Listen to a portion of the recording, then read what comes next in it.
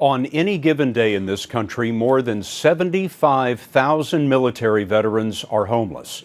So we were shocked to discover what's become of land in Southern California that was meant to house homeless veterans, and once did. Bill Whitaker investigated.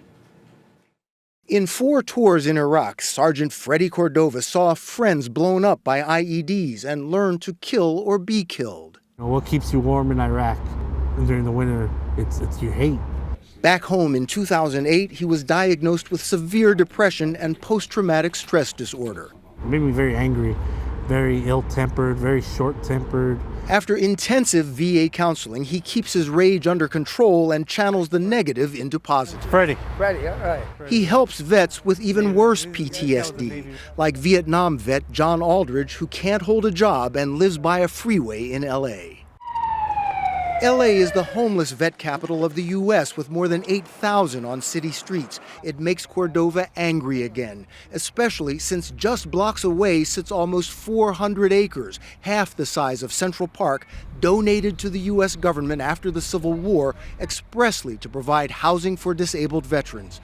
While today there is a large VA hospital there and an old age home for veterans, most of the land and buildings that once housed homeless vets have been vacant and dilapidated for decades. What's more, with the city encroaching on all sides, the VA now leases about 1/3 of the property for private use, to a bus company, to Enterprise Rent-A-Car, for UCLA's baseball stadium, a private school's athletic field. There's even a golf course and a dog park, and there's no public record of where the money goes. I just get furious about it.